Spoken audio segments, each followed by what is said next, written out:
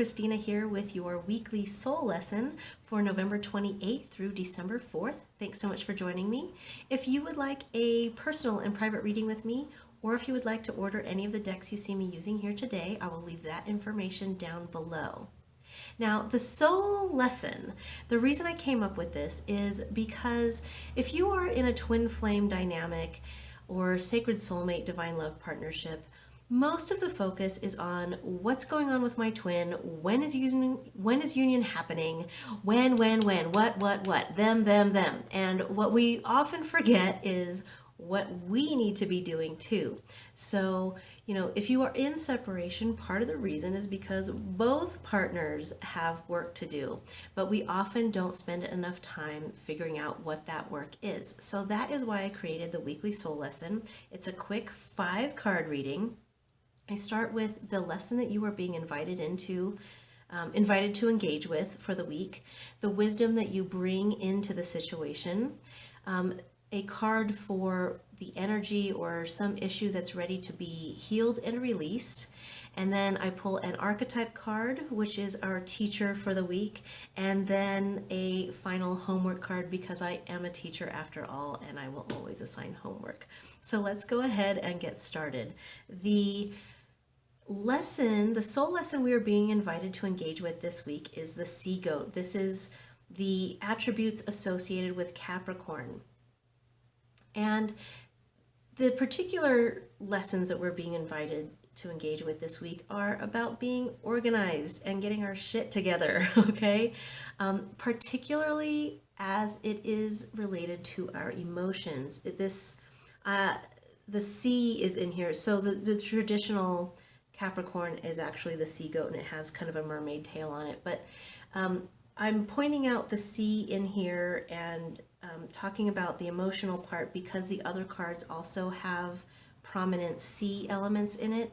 So what we are being invited to engage with this week is about getting ourselves organized, getting ourselves grounded, and being methodical, coming up with our step-by-step procedure for how we want to actually go about our own healing process and continue on with our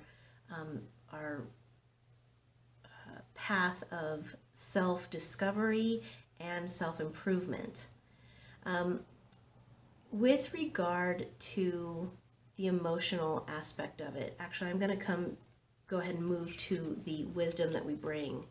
Is you see how it's the sea elements are becoming prominent. So the wisdom that you bring to this lesson is the sunset crab. There are some emotional issues that are ready to be put to bed, and we'll get to those momentarily. But also the wisdom that you bring in is the wisdom of the crab who knows when it's time to retreat. So the sea goat lesson, the Capricorn lesson, is about being methodical in our alone time, being deliberate about taking time to ourselves to do some emotional healing. Okay, and yeah, sorry, I was just tapping in to make sure I wasn't losing anything in there. So that's the lesson, the wisdom that we bring to the situation.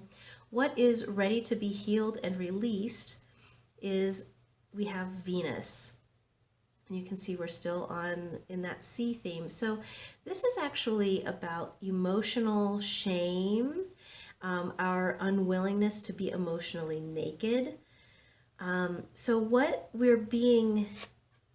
the wisdom that we have is about going in and being in retreat, but not about being in our shell emotionally. Okay, so what's being released here is our unwillingness to be seen. Okay, it's like these two cards are actually kind of a similar, what you've learned is shielding yourself off from all of that, trying to protect your little heart and your fragile emotions hasn't served you well.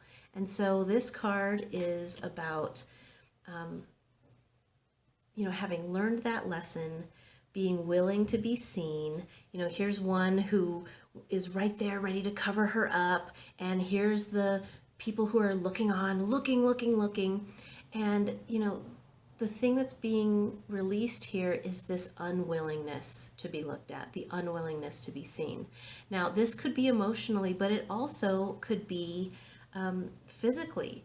If, it is, when it comes to intimacy, it's not just always about our emotional intimacy and vulnerability.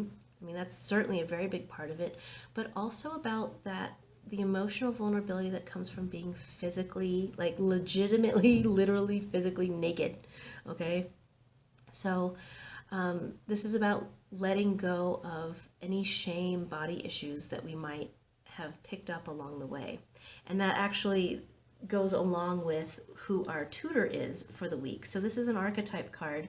This is the Femme Fatale archetype, where the shadow aspect, what needs to be healed here is inappropriate use of sensuality, attachment to money, and power. So this is about what needs to be released, what hard lesson we may have learned is about only being vampy in our sexuality, or using our sexuality in ways that are not about connection but about personal gain. It's a very disconnected form of sexuality and sensuality. The light aspect of femme fatale is when we highlight the erotic energy of the feminine and opening our heart when our dependency is rejected. Okay, so the teacher, what the light aspect of femme fatale is reconnecting to that feminine sensuality in ways that are whole and complete on our own. And so I do want to come back to this Venus here. So often we get afraid of making ourselves emotionally and physically naked with another person, that we depend on their reaction to feel safe, okay? But when sensuality is healthy, it doesn't matter what the other person does, okay? We know that we're whole and safe and lovable and attractive and wonderful without another person's approval, okay? So what we're really letting go of is this idea that love is dangerous, that we have to make ourselves vulnerable because there's something fragile that needs to be protected. But love is not about vulnerability. Love is about actually being naked, actually being in our sensuality in ways that don't depend on the other person's reaction. Love is inherently safe. If it's love, then you'll feel safe to just do whatever you're going to do. The idea of safety and threat never come into the picture.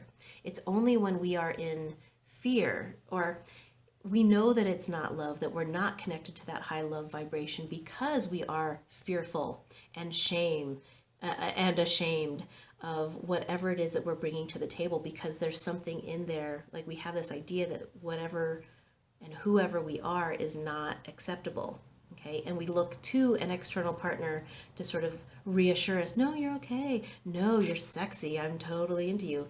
And because those old ideas about sex and love and intimacy, having these weird dynamics around, being unsafe, being vulnerable, being at risk, is when that shadow aspect of the femme fatale comes into play, because the shadow femme fatale is disconnected from her sensuality.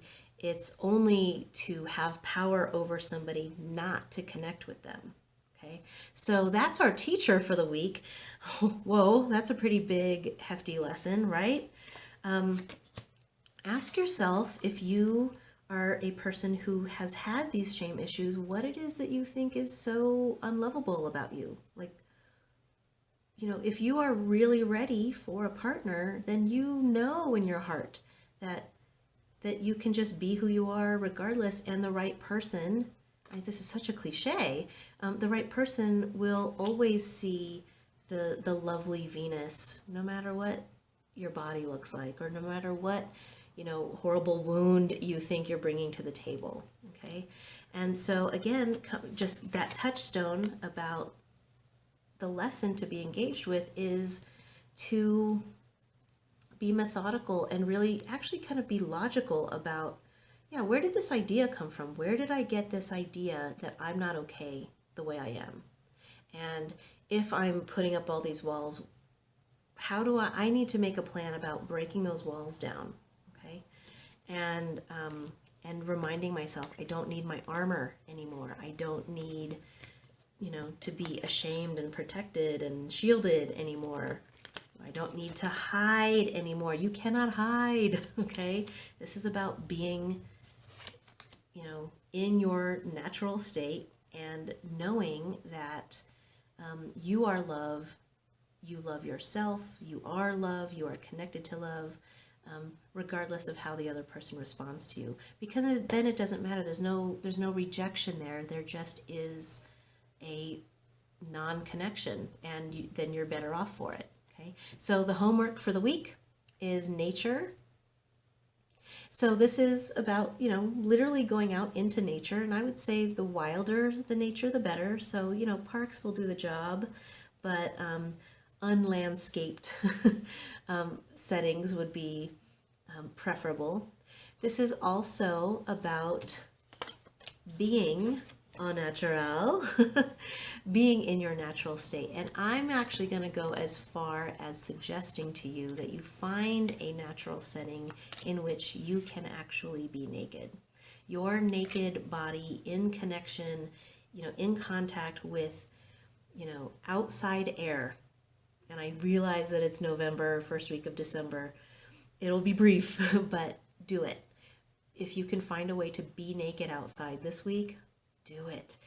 I think you're going to find some kind of an epiphany there for you that will help you bring into clarity what kinds of methodical, organized ways you want to go about your self-improvement plan. I know that seems like a very strange connection to make, but it is. It's like, go to your wildness, understand what your wildness is, so that when you get organized, it's merely organization, but not taming, not discipline. You're not breaking your wildness. It's about how do you kind of corral your wildness into a place where you can kind of be in view of your emotional state, of your emotional self. How can you kind of discipline, organize yourself in ways that don't totally kill off and destroy the natural good wildness that is you? Okay? All right. Thanks a lot, everybody. That was your very brief soul lesson, and I will see you next week.